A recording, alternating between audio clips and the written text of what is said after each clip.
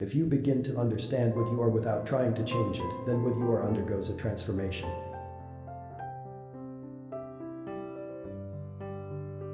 Happiness is strange. It comes when you are not seeking it.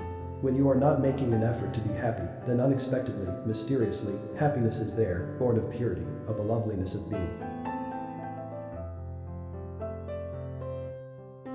The constant assertion of belief is an indication of fear.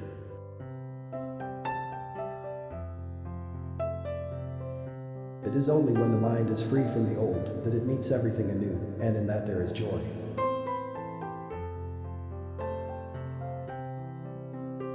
Thought is so cunning, so clever, that it distorts everything for its own convenience.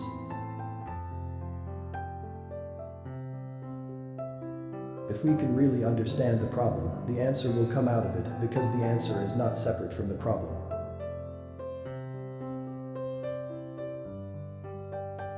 The man who lives never asks, what is living? And he has no theories about living. It is only the half-alive who talk about the purpose of life. I maintain the truth is a pathless land, and you cannot approach it by any path whatsoever, by any religion, by any sect. The moment you follow someone, you cease to follow truth.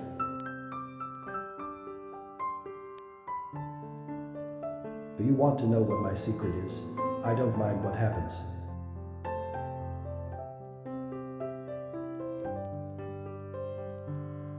Find out for yourself what are the possessions and ideals that you do not desire.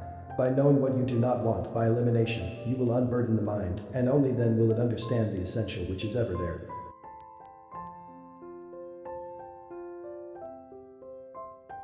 It is love alone that leads to right action. What brings order in the world is to love and let love do what it will.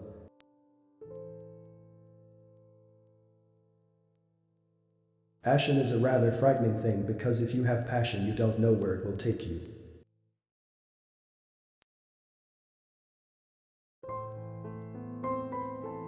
The primary cause of disorder in ourselves is the seeking of reality promised by another.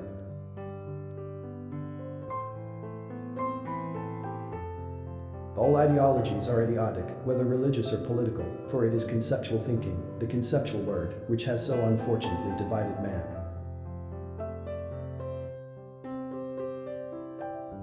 There is no end to education. It is not that you read a book, pass an examination, and finish with education. The whole of life, from the moment you are born to the moment you die, is a process of learning.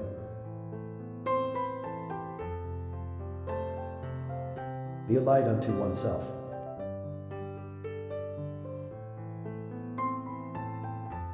When one loses the deep intimate relationship with nature, then temples, mosques and churches become important. The significance of life is living.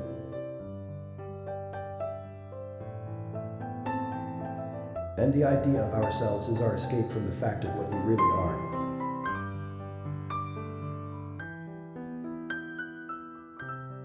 When we suffer, we have made it into a personal affair.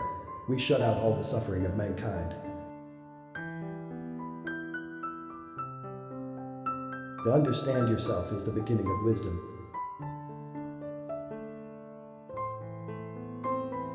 An idealist is a hypocrite because he is always trying to become what he is not, instead of being and understanding what he is.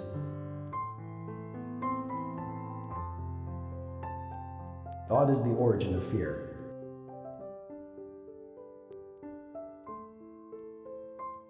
Self-knowledge is the beginning of wisdom, which is the ending of fear.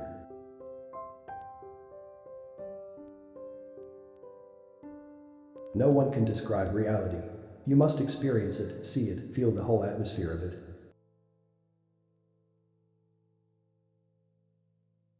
The important thing is first to find out what you are afraid of, to understand it, and not run away from it.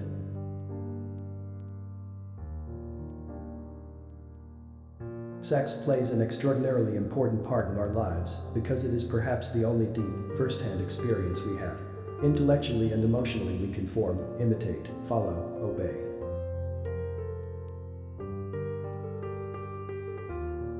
Peace is of the heart, not of the mind. To know peace, you have to find out what beauty is.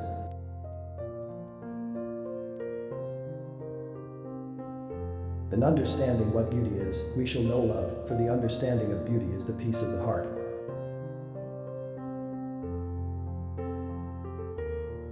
Through a narrow window we can see only part of the sky, and not the whole vastness, the magnificence of it.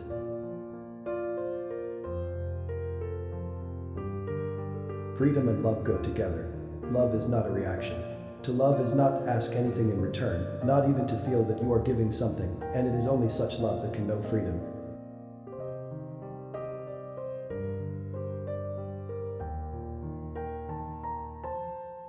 Only when the brain has cleansed itself of its conditioning, greed, envy, ambition, then only it can comprehend that which is complete. Love is this completeness.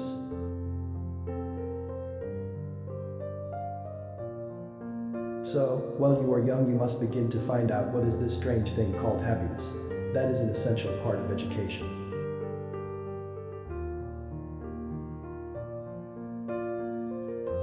The question is not how to get rid of fear, but how to awaken the intelligence with which to face and to understand and go beyond fear.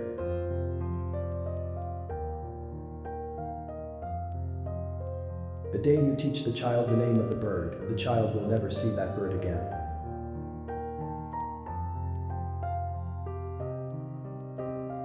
To have intelligence there must be freedom, and you cannot be free if you are constantly being urged to become like some hero, for then the hero is important and not you.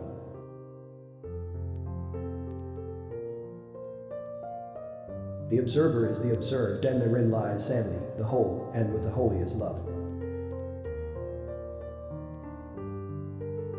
Meditation is not following any system, it is not constant repetition and imitation. Meditation is not concentration.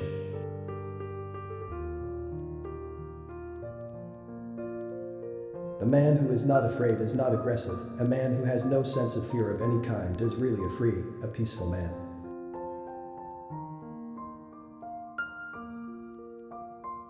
You must be a light unto yourself.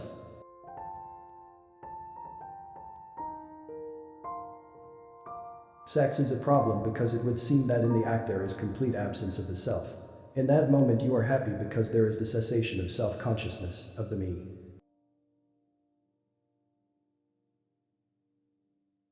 The compare is the very nature of a mind that is not awake to discover what is true.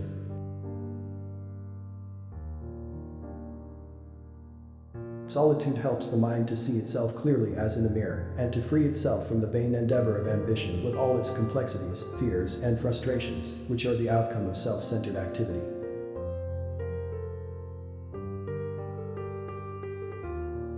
Most people are afraid to stand alone. They are afraid to think things out for themselves, afraid to feel deeply, to explore and discover the whole meaning of life.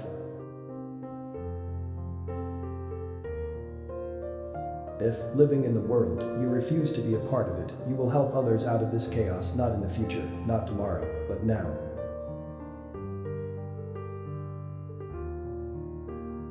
Without inner revolution, outer action is repetitive.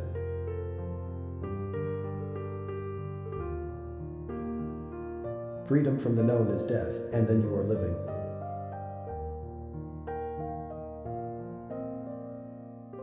Self-reliance brings a certain freedom in which you discover, and that freedom is denied to you when you are comparing. Virtue can flower only when there is freedom. Authority in its very nature prevents the full awareness of oneself and therefore ultimately destroys freedom. In freedom alone can there be creativeness.